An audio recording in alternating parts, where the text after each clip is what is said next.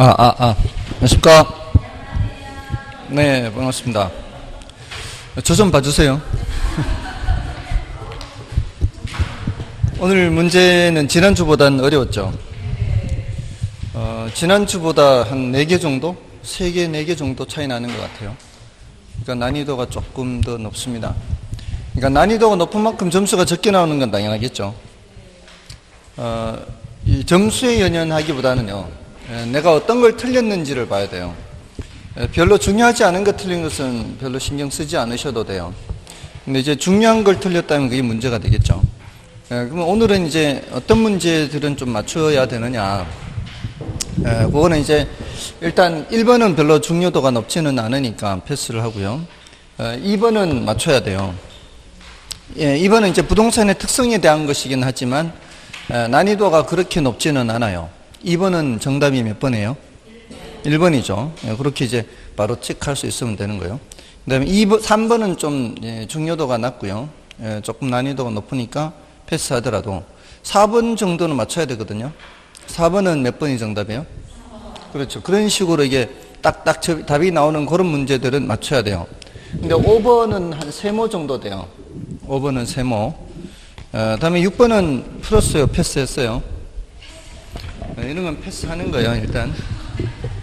왜냐면은 이제 표 형태로 나오고 밑에 설문 형식으로 나오죠. 이러면은 시간이 많이 걸려요. 그러니까 이 모양만 보고 벌써 얘는 시간이 좀 걸린다, 이런 걸 좀 파악을 해야 돼요. 다음에 7번은 이거는 몇 개인가를 묻는 거죠. 몇 개인가를 묻는 거는 일단은 난이도가 높다고 봐야 돼요.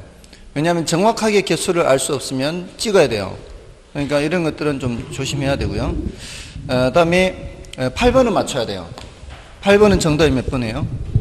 5번이죠. 이런 식으로 딱 한눈에 답이다, 이렇게. 그게 정답 지문이 뒤에 가 있어도 이게 정답이다라는 게 쉽게 파악되는 건 풀어야 되거든요.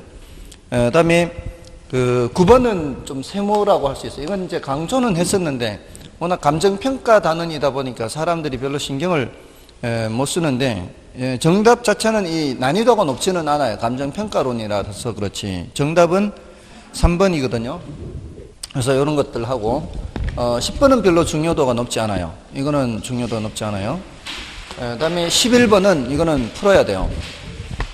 11번은 맞춰야 돼요. 정답이 몇 번이에요? 요런 거는 바로 답이 딱딱딱 나오잖아요. 그 다음에 12번도 풀어야 되고요. 12번은 정답이 1번이죠. 그 다음에 13번도 풀어야 돼요. 이건 13도 워낙 강조했던 부분이고 시험에서도 이미 기출되는 부분이고, 이거는 몇 번?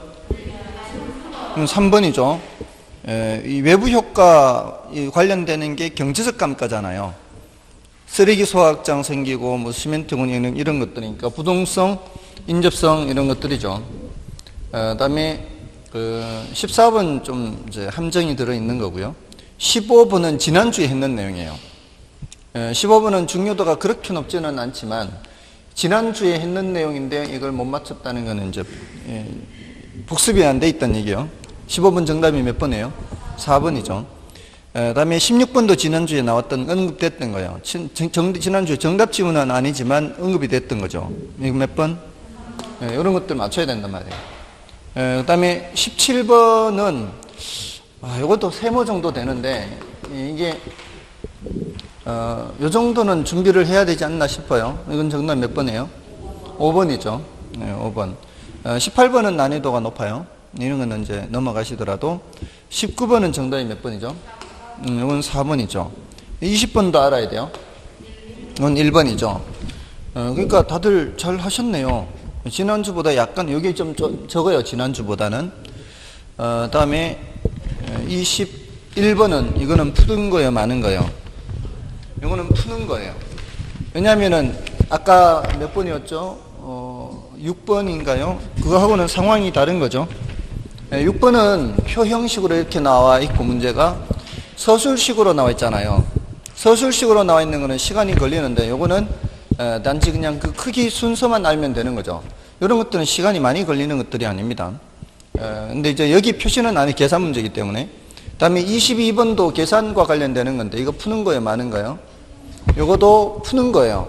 그러니까 내부 수익률을 묻잖아요. 질문이 내부 수익률이면 그거는 뭘 계산하라 그랬어요? 기대 수익률 계산하라 그랬죠. 내부 수익률과 기대 수익률은 같은 거라 그랬어요. 아주 간단해요. 그다음에 23번도 맞춰야 돼요. 이거 지난주에 했거든요. 이거는 이제 요거 한 번 더 하면 이제 요걸 이따 이제 다시 할 건데 요거 한 번 더 하면은 정리가 될 거예요. 일단 표준이란 단어가 나왔을 때 뭐가 나오면 안 돼요? 세금이라든가 이런 얘기가 나오면 안 되죠. 그리고 주체로는 개별이 나왔을 때는 주체는 누가 나와야 돼요? 시군구장이 나와야 되잖아요. 그러면 그 개별이 아닌 다른 거는 주체로 봤을 때는 이제 그 국장이 돼야 되는 거고, 표준이라는 거 외에 다른 게 나왔을 때는 세금이 나와야 되지만, 표준 나왔을 때에는 개별 가격 산정 기준이죠. 그러니까 주체와 효력을 기준으로 이렇게 크게 분류해서 기억을 하시고 나머지 기타 사항들을 추가를 하면 되겠죠. 그러니까 23번은 맞춰야 되고 24번도 맞춰야 돼요. 이거는 이제 원리금균등, 원금균등, 최정식은 워낙 강조를 했던 부분이라 이런 건 실수도 용납이 안 돼요. 이건 정답이 몇 번이에요? 1번이죠, 1번. 그러니까 워낙 강조를 했던 부분이니까 그런 이 정리가 확실하게 돼 있어야 돼요. 이건 뭐 해마다 출제된다고 봐야 되거든요. 여기에서는 원리금균등, 원금균등 이거는 난이도도 높지 않고 하기 때문에 해야 되고요. 25번 요거 몇 번이에요? 4번 맞춰야죠. 이 정도는 맞춰야 됩니다. 다음에 26번은 난이도가 높고요. 27번은 이건 제가 뭐 체크를 하지는 않았어요. 이거는 알 수 있을까 이런 의심도 들기도 했고요. 다음에 28번은 난이도가 높지 않아요. 이거 틀렸으면은 이거는 혼나야 돼요. 해처리감이에요. 해처리감이에요. 근데 틀렸을 것 같아. 정답 몇 번이에요? 5번이죠. 근데 1번 체크하신 분 안 계세요? 1번 체크하신 분 혼나야 돼.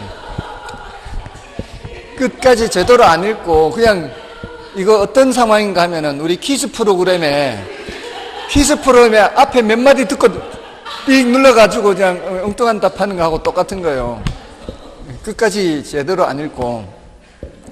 다음에 29번은 이제 넘어가시더라도요. 30번은 세모했어요, 제가. 요거는 이제, 요거는 어느 정도 경험이 있는 사람들은 쉽게 알 수 있는 건데, 이게 제 실무하고도 좀 실제 살아본 경험하고도 관련이 있는 건데, 요거는 세모를 했고요. 세모했는 거는 일단은 빼고 생각해 볼게요. 다음에 31번은 계산이고요. 32번은 단어의 뜻만 묻는 거잖아요. 입지잉여, 단어 뜻만 묻는 거는 이런 것들은 알아야 되겠죠. 이거는 정답이 1번이죠. 그러니까 난이도가 높지 않은 것들은 맞춰야 된다는 거죠. 다음에 33번은 이제 계산 넘어가고요. 34번 맞춰야 되죠. 34번은 요 네 가지 항목 알고 계셔야 된다 그랬잖아요. 요거 정답은 4번이죠. 그 다음에 35번도 맞춰야죠. 이것도 단어의 뜻만 묻는 거잖아요. 요거는 감정평가 분류에서 정답은 몇 번이에요? 이거는 5번입니다. 그러니까 국가로부터 자격을 부여받은 개인이 평가 주체인 거는 공인평가죠. 공적평가는 공적기관이 하는 거고요. 그 다음에 36번 이거 중요합니다. 이거 알아야 돼. 이거는 탄력성 크기 결정 요인은 난이도가 높지 않아요. 탄력성이라고 해서 다 어려운 게 아니라 탄력성에서 제일 어려운 거는 비가더예요. 비가더. 오늘 비가더도 내용도 있기는 한데 그 비가더 말고는 그렇게 어렵지는 않거든요. 탄력성 크기 결정 요인은 꼭 정리를 해 두십시오. 이따가 할 것이고요. 다음에 나머지는 별로 중요도가 높지 않고 원래는 계산 문제고 하기 때문에 이 정도입니다. 그러니까 지금 여기까지 와야 22개잖아요. 근데 세모짜리를 이제 어떤 거는 이제 반으로 잡자면 요거는 한 20개 정도밖에 안 되잖아요. 그래서 지난주보다는 좀 어려워요. 근데 보니까 점수는 지난주에 비해서 그렇게 크게 차이 안 나는 것 같아요. 그죠? 지난주와 점수 차이는 별로 안 나죠? 아직 좀 나요? 좀 나요? 난이도가 높은 만큼?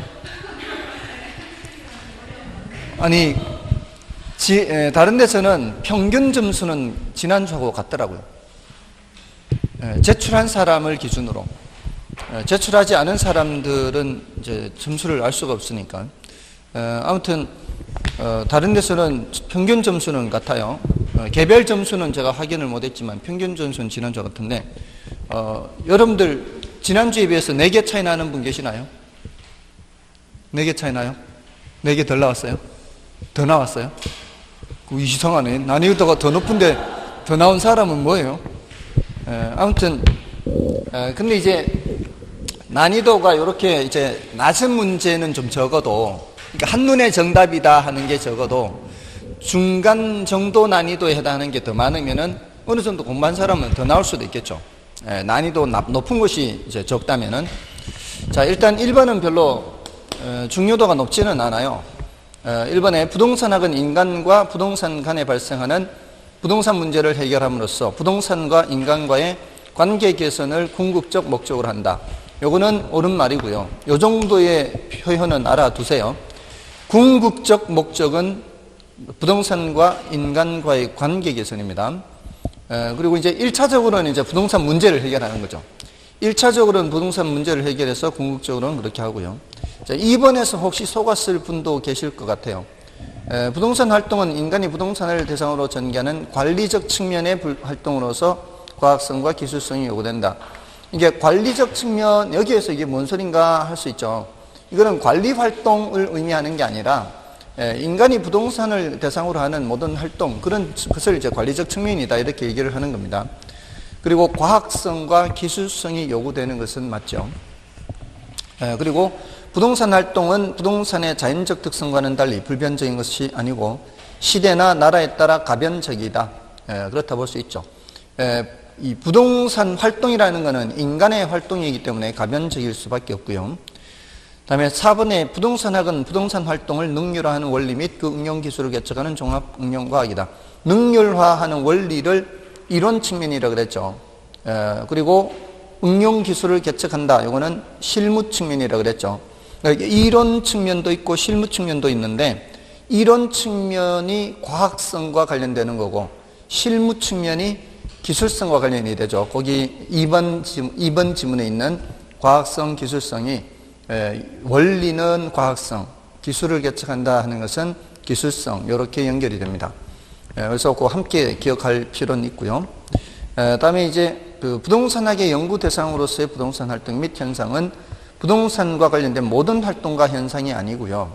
그 법칙성, 규칙성 있는 것을 얘기하는 거죠. 우리가 학문적으로 뭔가를 다룬다고 할 때는 모든 것을 다 다루기보다는 어떤 공통된 것을 찾고자 하는 거잖아요. 공통된 것을 찾는 게 이론이죠. 그런 어떤 법칙성, 규칙성을 갖는 것을 말합니다. 요거는 이제 제가 포함시키지 않은 건 중요도는 좀 낮은 게 정답이 됐기 때문이고요. 대신 이제 4번은 이제 꼭 알아두셔야 되는 지문들이에요. 1번, 4번은. 다음에 2번은 부동산 특성이에요. 정답은 이제 5번이었고요. 부동산 특성에 대한 설명 중 틀린 것은 1번 이제 너무 쉬운 지문이 정답이 됐죠. 신속하게 공급하기는 어렵죠. 그러니까 우리가 이제 용도적 공급은 할 수는 있죠. 용도적 공급은 할 수는 있지만 그걸 신속하게 공급할 수는 없어요. 이 공급이 굉장히 시간이 많이 걸려서 비탄력적이라고 하죠. 그래서 틀렸고요. 그다음에 특정 토지의 위치성은 해당 토지에 대한 개인이나 집단의 상호 선택과 선호의 결과로 나타난다.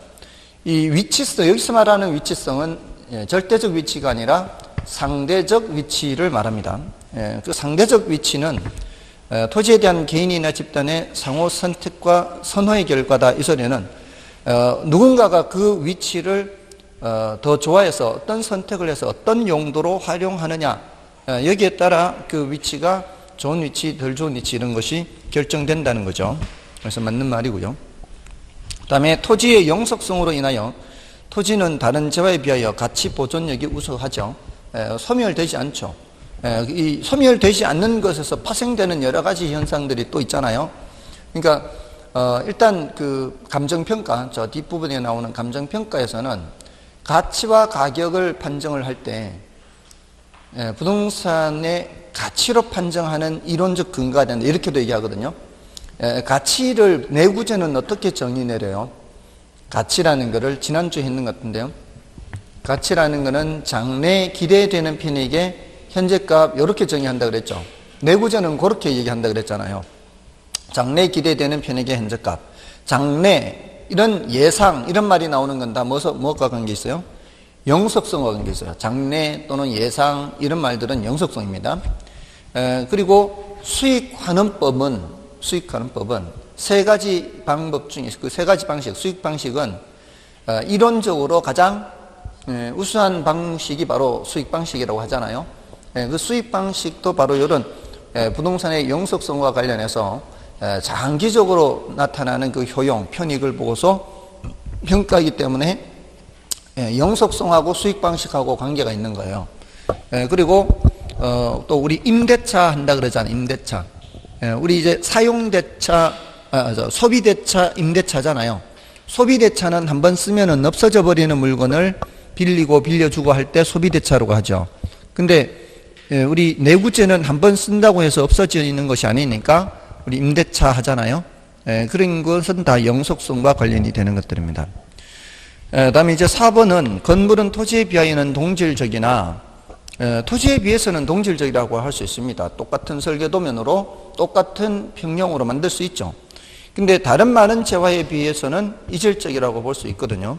그래서 건물에도 개별성이 적용될 수는 있습니다. 그래서 맞는 말이고요. 부동산은 부동성으로 인하여 어느 지역의 부동산 수요가 급증했다고 하더라도 다른 재화처럼 그 지역으로 이동할 수가 없죠. 1번이 정답. 쉬운 지문이고요. 다음에 이제 3번은 중심지 이론에 관한 다음 설명 중 틀린 것은. 자, 요거는 그 중요도가 조금은 낮고 난이도가 높은 내용이 정답 지문이 됐는데요. 일단 그 중심지 이론 중에 고차 중심지, 저차 중심지 이런 말 할 때 우리 피라미드 구조 있죠. 저차 중심지, 중차 중심지, 고차 중심지 이렇게. 자, 이렇게 했을 때 고차 중심지 여기 위에 있는 고차 중심지는 이용 빈도가 어때요? 이용 빈도가 낮다고 봐야 되겠죠. 저차 중심지는 이용 빈도가 높고요. 내 집 바로 옆에 대형 할인점이라고 나는 허구한 날 대형 할인점만 이용한다. 혼자 그렇게 생각하면 안 돼요. 일반적으로 생각해야지. 일반적으로. 그래서 1번은 틀렸잖아요. 근데 2번은 중차 중심지가 포용하는 저차 중심지 수는 고차 중심지로 갈수록 그 분포도가 늘어난다. 뭔 소리인지 잘 감이 안 오죠. 그럼 넘어가야죠. 고차 중심지일수록 중심지 간 거리는 어때요? 멀죠. 고차 중심지일수록 중심지 간 거리는 멀어요. 그건 맞고요. 그 다음에 고차 중심지일수록 다양한 기능을 갖는다. 고차 중심지일수록 기능이 다양하잖아요. 뭐 이제 대형 할인점 같으면 여러 가지 품목을 취급을 하고 이렇게. 그 다음에 중심지가 성립하기 위해서는 최소 요구치보다 재화의 도달 범위가 커야 되죠. 자, 그러니까 사실은 1, 3, 4, 5번 지문이 그렇게 어렵진 않죠. 그 내용을 알면은 2번인갑다 하고 갈 수는 있잖아요. 뭔 소리인지는 잘 몰라도. 근데 그 중에 한 개를 모르면은 이제 헷갈리는 거죠. 이제 2번을 찍을까 다른 걸 찍을까. 그래서 결국은 이제 2번이 정답이에요. 답은 맞췄나요? 그럼 이제 그래도 조금은 그래도 공부를 했다는 뜻이죠. 뭔 소리인지 몰라도. 자, 그게 뭔가 하면은 우리 이제 중심지를 이렇게, 중심지의 가장 이상적인 형태가 어떤 형태라 그랬어요? 정육각형이라 그랬죠. 크리스탈의 중심지 이론에서. 이런 정육각형이 각각 하나의 상권이에요, 상권. 요 점, 중심지가 각각 있고요. 중심지가 각각 있고, 여기 이제 하나의, 상권이 이렇게 형성되는 거죠. 이제 정육각형 형태로. 근데 이게 저차 중심지가 이렇다면 이제 중차 중심지는 이런 식으로 있을 거 아니에요. 이렇게. 이런 식으로 있을 거 아니에요. 중차 중심지. 중차 중심지, 하나의 중차 중심지 안에 저차 중심지가 여러 개 있을 거 아니에요. 그리고 또 하나의 고차 중심지 안에 이런 중차 중심지가 또 여러 개 있을 거 아니에요. 이 계층적으로 이렇게 돼 있다는 게. 근데 이제 고차 중심지 근처로 가게 되면은 이 고차 중심지의 상권 때문에 이 안에 있는 저차 중심지의 수는 이쪽보다는 고차 중심지에서 좀 먼 곳보다는 이쪽 가까운 쪽은 저차 중심지 수가 점점 줄어들겠죠. 고차 중심지의 영향력 때문에. 이게 다 똑같지는 않다는 거죠. 여기에 있는 저차 중심지 수와 이쪽에 있는 저차 중심지의 수는 차이가 있을 수 있다는 거예요. 고차 중심지로 가까이 갈수록 아무래도 조금 전 말씀드렸듯이 내 집 바로 옆에 고차 중심지가 있으면은 다른 사람들보다는 저차 중심지를 이용할 확률이 낮아지겠죠. 근처에 고차 중심지가 있으면. 그러니까 이 안에 있는 저차 중심지 수는 여기 이 안에 있는 거는 여기 안에 있는 저차 중심지 수보다는 어떻다? 줄어든다는 거죠. 그래서 중차 중심지가 포용하는 저차 중심지는 얘가 포용하는 저차 중심지수는 고차 중심지로 갈수록 그 분포도는 어떻게 돼요? 줄어든다는 거예요. 근데 뭐 그렇게 중요도가 높지는 않은 것이 정답 지문이 됐기 때문에 요 정도는 틀려도 용서가 되죠. 그리고 이제 4번은 보시면은 4번은 요거는 이제 맞춰야 되는 건데 틀린 것을 묻죠. 대체 관계에 있는 두 재화 중 한 재화 가격이 상승하면 다른 재화 수요 곡선은 우상향으로 이동하게 된다. 한 대체 관계에 있는 두 재화 중 했잖아요. 한 재화 가격이 상승하면 대체재 가격이 상승하면 했잖아요. 대체재 가격이 상승하면 다른 재화 수 대가 비죠. 수요가 증가한다. 맞죠? 그래서 우상향 이동 맞죠? 요거는 이제 지난주에 할 때는 여기에다가 뭐까지 했어요? 균형 이동까지 했잖아요. 균형 이동까지 했는데 오늘은 그냥 이 얘기네. 수요곡선 이동까지만 하고 끝나버렸죠. 다음에 이번에 열등제죠. 열등제의 경우에는 방향이 반대 방향이죠. 그래서 소득이 증가하면 열등제인 경우에 소득이 증가한다. 그러면 수요가 감소한다. 이렇게 해야 될 거 아니에요. 그래서 수요가 감소하면은 좌하향 이동 맞고요. 다음에 3번은 다른 조건이 일정할 때 가격 상승을 예상하면은 수요 곡선은 어느 쪽으로? 가격 상승 예상일 때는 수요자들은 수요를 증가시키지만 공급자들은 공급을 감소시키죠. 그래서 요거 틀렸죠. 수요 곡선은 이제 우상향 이동, 공급 곡선은 좌상향 이동 이렇게 해야 옳은 표현이 되겠습니다. 그 다음에 4번은 보완관계 있는 재화 중 한 재화 가격 상승했어요.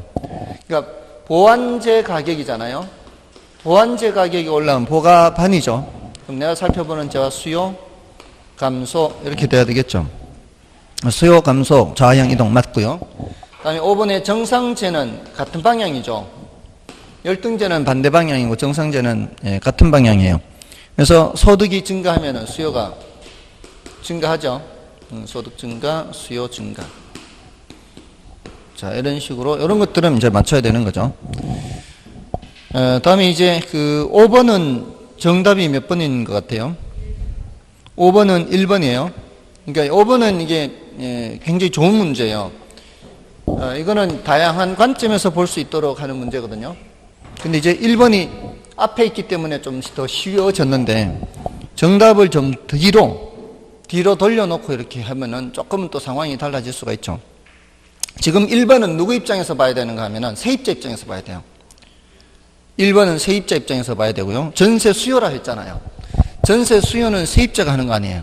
근데 2번은 누구 입장에서 봐야 되는가 하면은 돈 많은 투자자 입장에서 봐야 돼요. 이 돈 들고 부동산에 투자할까 은행에 예금할까 이런 관점에서 봐야 되고요. 3번은 누구 입장에서 봐야 돼요? 주택 공급자 입장에서 봐야 되죠. 그럼 4번은 누구 입장에서 봐야 돼요? 임대인 입장에서 봐야죠. 전세금을 운용하는 사람은 누구예요? 임대인이잖아요. 그런 다양한 관점에서 보는 거죠. 그렇지 않나요? 그러면은 5번은 누구 입장에서 봐야 돼요?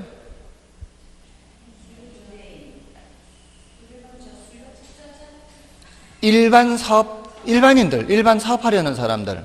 왜 우리, 야, 너 식당이나 좀 해볼까? 아니면은 사무실 이제 오픈해가지고 컴퓨터 산업, 컴퓨터 무슨 정보 처리업 좀 해볼까? 이렇게 뭘 하려면은 사무실을 얻어야 될 거 아니에요.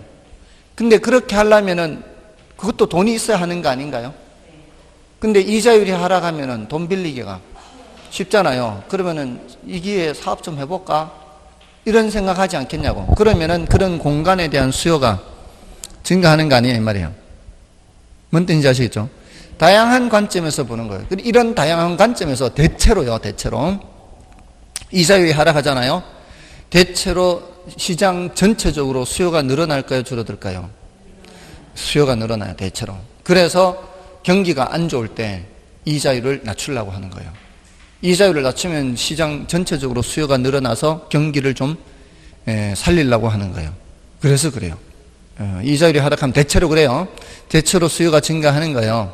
대체로. 근데 공급에 영향을 미치는 거는 그 부분적으로 상황이 다를 수가 있어요.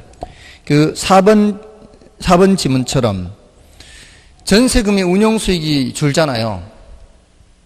전세금의 운용수익이 줄면 전세 공급이 어떻게 되겠어요? 전세 공급이 줄어요. 그러면서 뭐로 바꾸는 거예요? 월세로 바꾸는, 월세 공급이 늘어나는 거예요. 거기서는 부분적으로는 좀 차이가 있죠. 대체로 그 공급도 늘어나는 편이에요. 왜냐하면 이자 부담이 적어지면은 사업하는 사람들의 비용이 줄거든요. 그러니까 아파트 새로 짓는 건설업체 입장에서는 이자 부담이 줄면 어떻게 하겠어요? 공급을 더 많이 증가시키겠죠. 대체로 더 활발해져요. 이렇게 이자율을 낮추면은 경제가 더 활발해지는 방향으로 가요. 다만 뭐만 조심하면 돼요. 전세 공급은 줄어들 수가 있다는 거죠. 요거는 이제 운용 수익이 줄어들기 때문에. 그거는 이제 좀 부분적인 거예요. 대체로는 이제 증가하는데 영향을 많이 미칩니다. 그래서 1번 입장에서는 수요자 입장, 전세 수요 세입자 입장에서는 이자율이 내려가면은 대출받기가 좀 더 수월해지잖아요. 그러면 이제 조금 여건이 좋은 집으로 가서 전세 수요가 증가하게 되고요. 그래서 1번 틀렸고, 2번은 이제 돈 들고 있는 사람이 부동산에 투자할까, 은행에 돈 넣을까. 근데 이자율이 내려가면은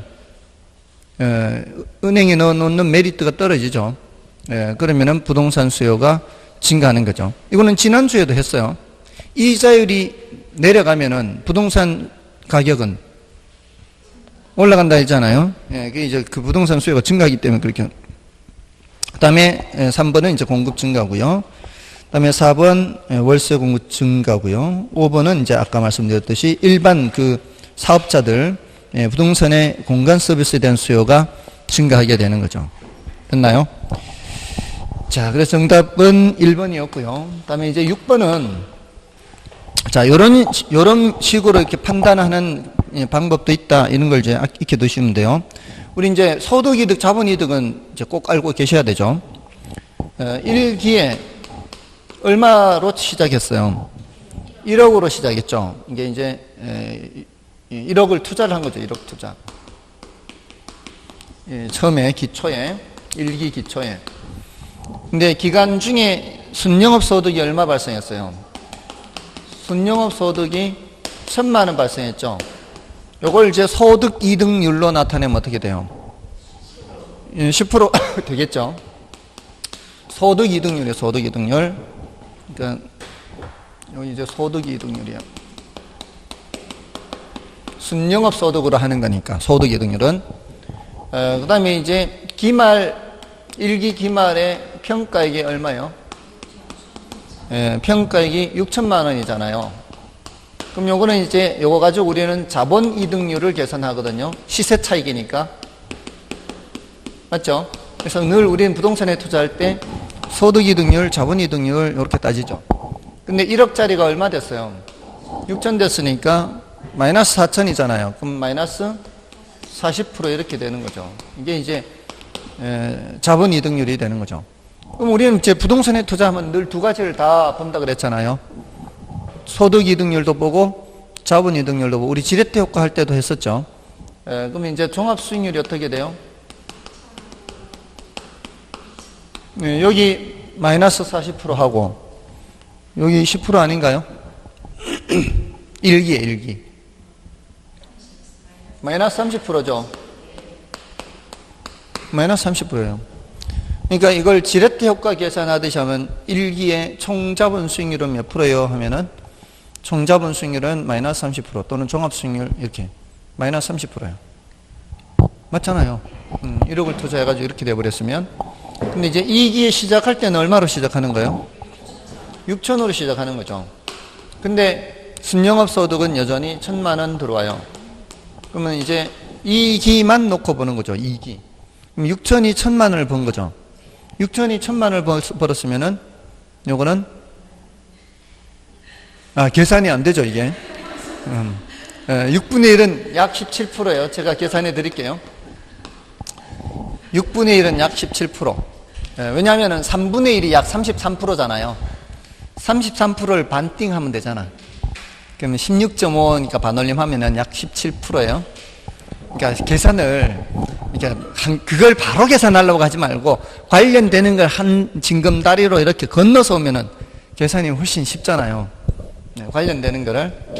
자, 그 다음에 이제 기말 평가액이 얼마예요? 8천만 원이죠. 얼마 늘었어요? 2천 늘었죠.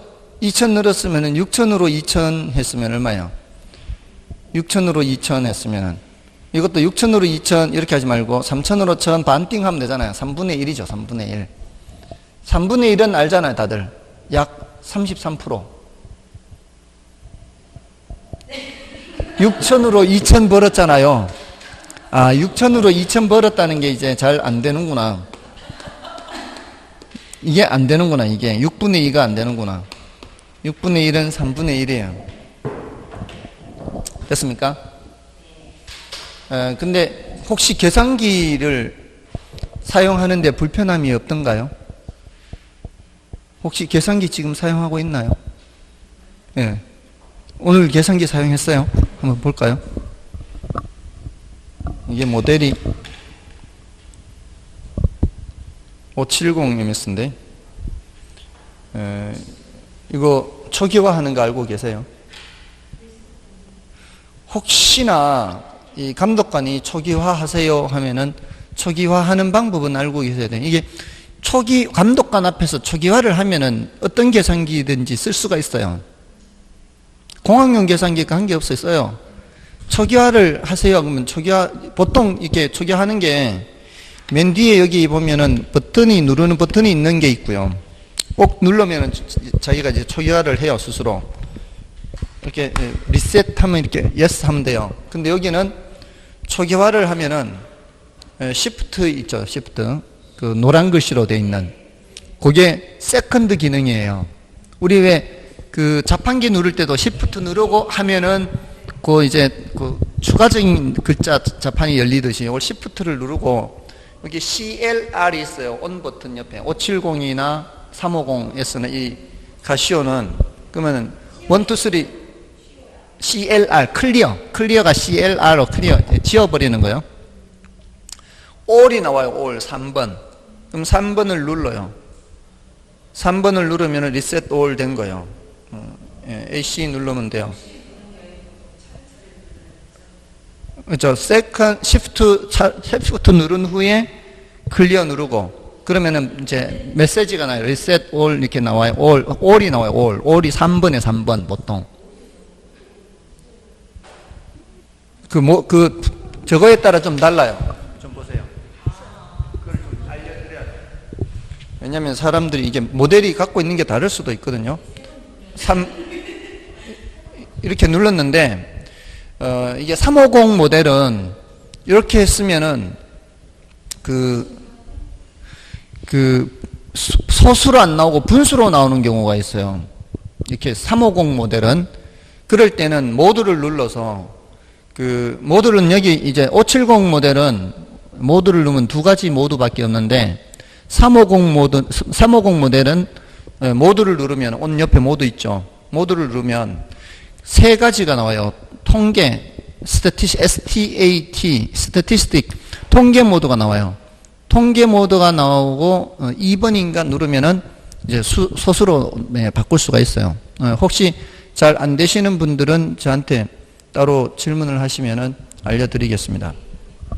350 모델이요? 350 모델이요? 570 모델은 350 모델 보세요.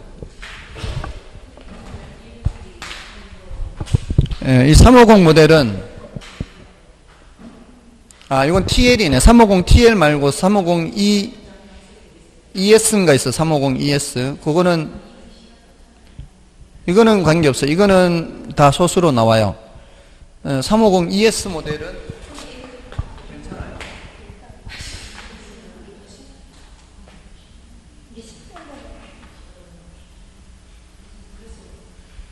요거는 뒤에 누르는 거 있죠? 그거 한번 눌러보세요. 그 모델에 따라서 그 클리어하는 모델이 있고요. 아니면 뒤에 이제 버튼을 누르면은 그 디스플레이를 보면서 돼요? 너무 세게 누르지 말고 그 적당히 눌러야죠. 아무튼 궁금한 모델이 있으면은 저한테 알려주시면 제가 그걸 확인해서 초기화하는 것을 알려드릴 테니까요. 어떤 전자계산기든 공학용은 다 초기화할 수 있는 기능들이 있어요. 그게 버튼을 눌러서 안 되면 다른 기능으로 초기화하는 거예요. 초기화돼요? 예. 그렇게 누르니까 반응이 나오죠. 예, 그러니까 누르니까 반응이 나오죠. 그러면 이 초기화하는 게 뒤에 버튼 눌러서 되는 거예요. 저게 조금 더 비싼 거예요. 예, 저런 게 옛날 거는 또 그래. 옛날 거는 전부 다 이렇게 버튼 눌러서 초기화를 해요. 예, 그렇게 하면은 간단하게 되거든요. 그러니까 제가 산업인력공단에 전화까지 해서 확인한 거예요. 어떤 계산기든 쓸 수 있다. 다만 감독관 앞에서 초기화를 할 수 있으면 된다. 이렇게. 그러니까 어떤 사람이 자꾸 안 된다고 그래서 안 된다고 누가 안 된다 그래. 그러니까 자꾸 누가 안 된다고 해서 아니 요즘 세상이 어떤 세상인데 모든 시험에 다 전자계산기 들고 가는데 왜 이게 안 되냐고. 그래서 제가 산업인력공단에 지난주 금요일 날 전화했어요. 지난주 금요일 날 전화해서 확인한 거예요. 그러니까 올해 시험까지는 그렇게 이미 결정이 난 거예요. 내년에는 또 확인해보래. 그러니까 초기화를 그렇게 해서 사용하면 되니까 훨씬 편하잖아. 이게 디스플레이가 되는 게 보이잖아요. 근데 어떤 사람 또 쌀집 계산기가 편하다는 사람도 있어요. 그러니까 자기가 편한 대로 쓰면 되니까. 그건 굳이 제가 편한데 제가 굳이 전자계산기 공학용 쓰라고 말씀을 드리진 않지만, 아무튼 계산기 얘기가 나온 바람에 이제 했는데요. 요거는 이제 2000이기 때문에 33%가 돼요. 33%.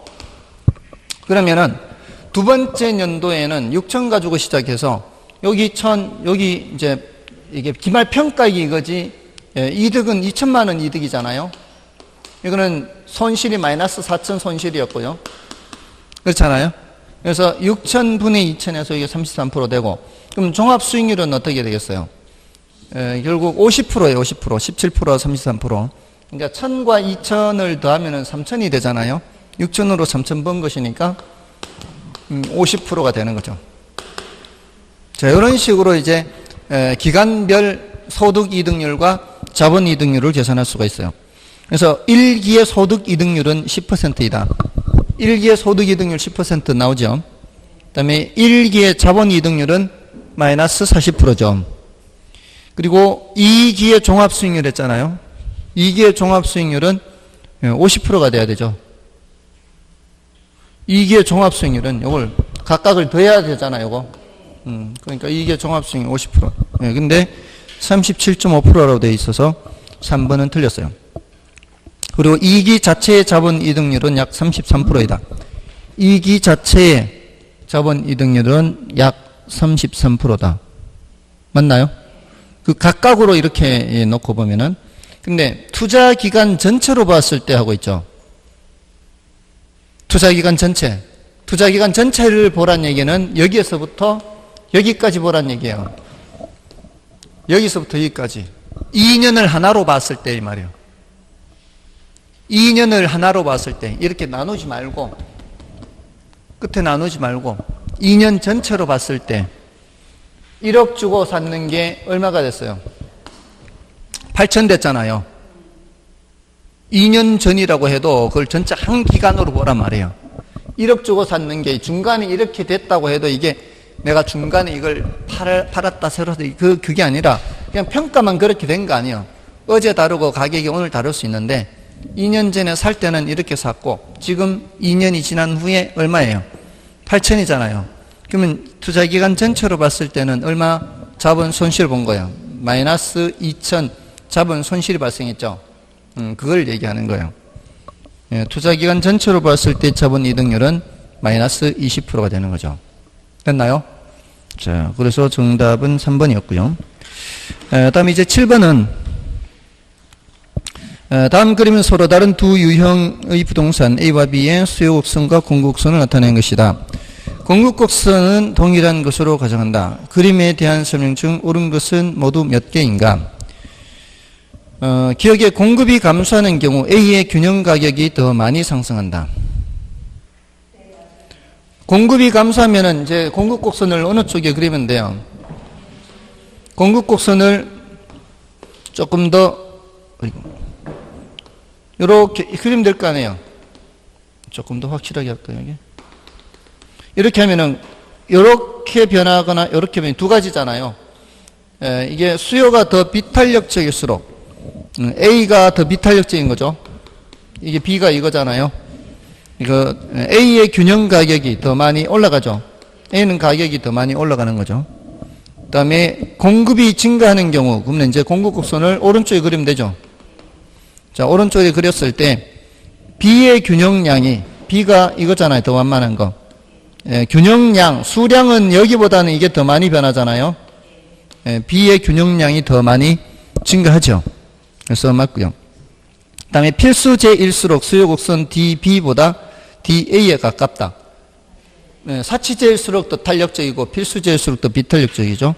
그래서 D가 맞고요. 그 다음에 고려하는 기간이 장기일수록 더 탄력적이에요, 비탄력적이에요? 장기일수록 탄력적이죠. 그러면 DB에 가깝죠. 그래서 기억니은 디귿이 옳은 거예요. 3개죠, 3개.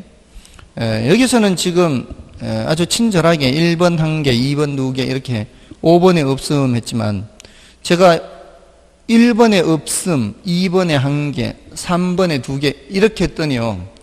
3개인데 3번, 여전히 3번 한 사람들이 있어요. 그때는 3개지만 몇 번이 정답이에요? 4번이 정답이거든요. 어제 그런 사람이 있었어요. 문제 이제 이 문제 말고 다른 문제였는데 다른 문제를 이제 풀어온 거 실전에서도 그렇게 나와요. 실전에서도 그렇게 출제합니다. 일치하는 거 아니기 때문에 조심해야 돼요. 다음에 이제 정답은 3번이고 8번은 부동산은 지리적 위치 고정성, 이질성, 내구성 등 물리적, 경제적, 제도적 재해특성 때문에 부동산 시장은 일반 재화시장과는 달리 여러 가지 고유한 특성을 가지고 있다. 다음 중 틀린 것은 1번에 부동산 시장은 지리적 공간과 결부되어 있기 때문에 위치에 따라 여러 개의 부분 시장으로 나뉜다. 맞죠? 그 다음에 부동산에 대한 사법적, 공법적 제한은 부동산 시장을 불안전하게 만든다. 이것도 맞고요. 그 다음에 부동산의 위치, 고정성과 내구성, 고가성은 시장의 자율 조절 기능을 저하시켜 시장을 불안전하게 만든다. 그렇죠? 이게 시장이라는 게 이제 수요 공급 조절이 잘 돼야 이게 불안전하지 않게 되는 거죠. 근데 수급 조절이 잘 안 되면 시장 기능을 제대로 발휘를 못하니까 불안전하게 되는 겁니다. 그 다음에 부동산 시장은 수요와 공급을 조절하기가 쉽지 않기 때문에 단기적으로 뭐가 나타날 수 있다. 가격 왜곡이 나타날 수 있죠. 그래서 맞고요. 그 다음에 5번에 이자율 하락과 같은 금융비용 저하는 공급자 비용을 증가시키는 게 아니라 공급자 비용을 감소시켜서 공급을 증가시키는 거죠. 5번 정답이고요. 그 다음에 이제 9번은 비교 방식의 장단점에 대한 설명이다. 틀린 것은 1번 요인 비교의 감정평가사의 주관이 개입될 여지가 많아 감정평가사의 경험이나 숙련 정도에 따라 가격의 편차가 크다. 그렇다고 볼 수 있죠. 지역 요인 비교, 개별 요인 비교할 때 특히 종합적 비교법은 주관이 개입될 여지가 많죠. 근데 주관 개입의 여지가 있다라는 말은 어떤 방식에도 다 적용될 수 있어요. 그러니까 원가 방식에도 주관 개입의 여지가 있을 수 있습니다. 전혀 없는 거 아니에요. 이 수익 방식에도 주관 개입 여지가 있을 수 있어요. 전혀 없는 거 아니에요. 그렇지만 누가 조금 더 심하다는 거예요. 비교 방식이 조금 더 심할 뿐이지 다른 것도 주관 개입이 전혀 없는 건 아니에요. 다 있어요. 그리고 현실적이고 설득력이 높은 평가 방법이다. 이게 이제 가장 큰 장점이라고 그랬죠. 자, 이게 이제 비교 방식하고 수익 방식하고 비교할 때 여기 이제 장단점이 이렇게 서로 다르다 그랬죠. 얘의 장점은 얘의 단점이 되고 얘의 장점은 얘의 단점이 돼요. 그러니까 비교 방식의 가장 큰 장점이 지금 2번이잖아요. 현실적이고 설득력이 높다. 근데 그만큼 수익 방식은 설득력은 높지 않아요. 미래를 예측하는 것이 굉장히 어려운 일들이기 때문에 좀 현실적일 수는 없어요. 근데 이 수익 방식이 가장 큰 장점이 뭐예요? 이론적이라고 그랬죠. 이론적입니다. 다른 방식에 비해서 가치 정의에 가장 맞아떨어지는 방식이에요. 근데 얘는 이론적이지는 않아요. 반대로. 얘는 과거에 이미 거래된 다른 사례 보고서 평가를 하는 것이기 때문에 이미 지나간 과거 가격 보고 미래 장래 기대되는 편익의 현재값 이렇게 하는 거거든요.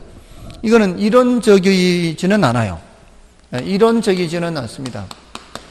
그렇지만 현실적이고 설득력이 높다는 거죠. 얘는 이론적으로는 가장 우수하지만 현실적으로는 좀 문제가 있을 수 있다는 얘기예요.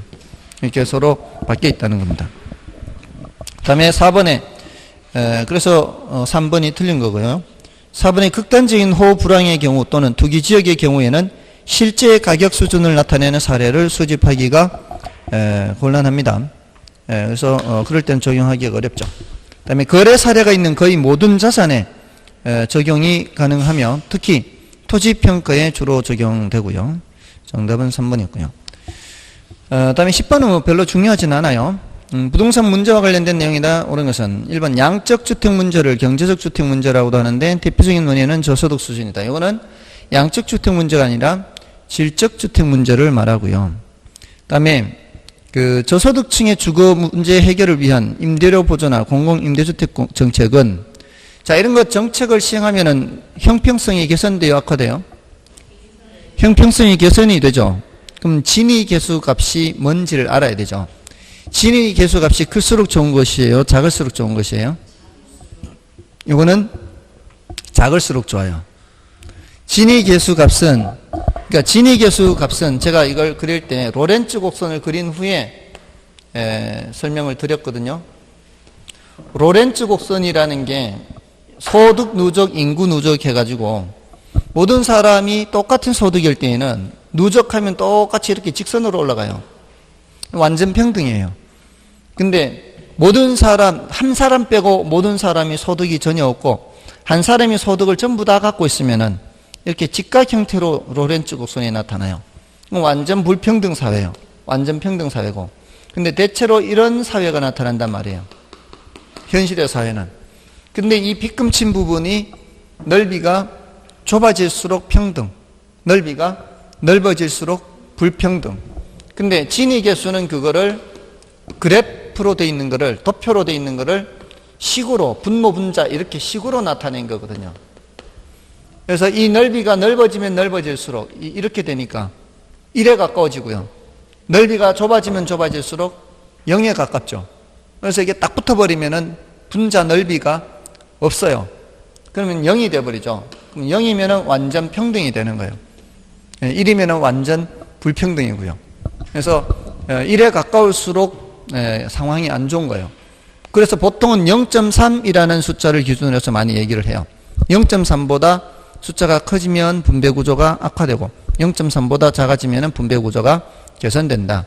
근데 이제 전 세계적인 현상은 지금 점점 0.3보다 점점 커지는 그런 상황이 있어요. 현실은.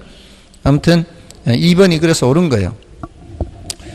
이거는 뭐 중요도가 높지 않고요. 그다음에 건물을 잘못 신축한 경우 다시 철거한다는 것은 경제적으로 어렵다는 점이나 도시계획, 토지이용 계획, 도시개발 등이 한번 잘못되면 정전으로 환원시키기가 어렵다는 점 등은 악화 성향에 해당하는 게 아니고 비가역성에 해당하는 비가역성.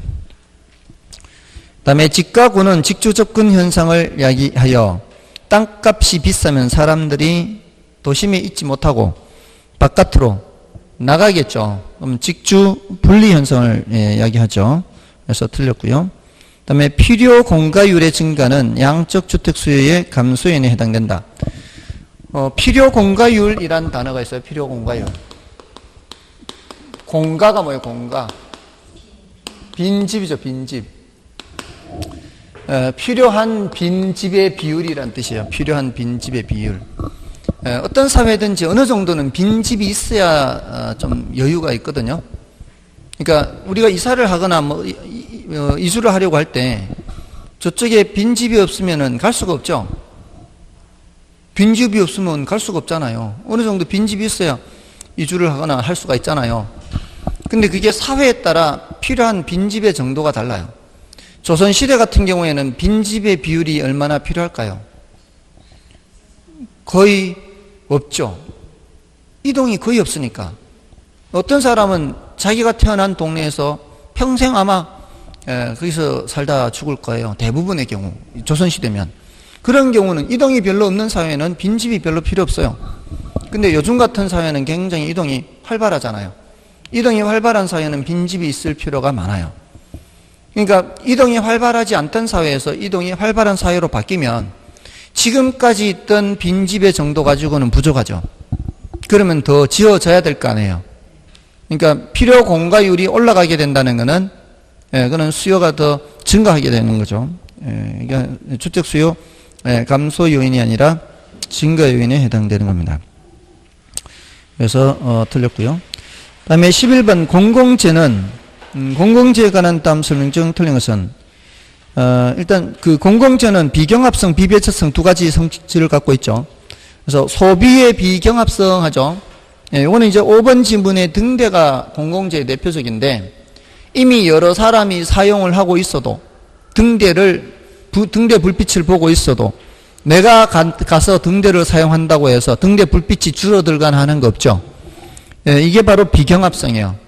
다툴 필요가 없어요. 그거 미리 보려고 다툴 필요가 없다는 거죠. 그래서 사용하는 사람이 많으면 많을수록 좋은 거죠. 그러면 1인당 비용은 줄어드는 거예요. 등대 불빛 보는 사람 1인당 비용은 줄어들어요. 그래서 소비에 있어서 규모의 경제가 나타난다라고 하는 거죠. 그리고 공공재는 외부 효과를 발생시키는 경우가 많죠.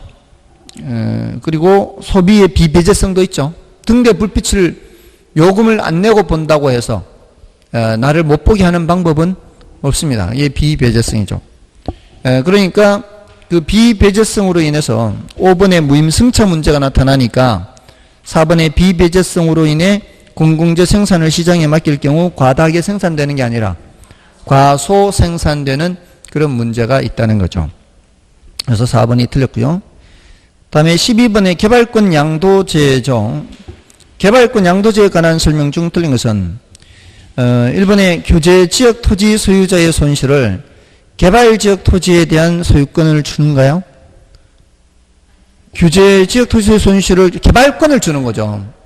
개발 가능한 지역에 소유권을 주는 게 아니고 개발권을 줘서 이 개발권이 개발 가능한 지역에 양도될 수 있도록 하는 거죠. 팔릴 수 있도록. 그래서 1번은 틀렸고요. 그다음에 공공이 부담해야 하는 비용을 절감하면서 규제에 따른 손실의 보전이 이루어진다는 점에 의의가 있다. 공공이 부담해야 하는 비용을 절감하죠. 정부가 보상해 주는 게 아니고 시장에서 그 개발권이 거래되는 거죠.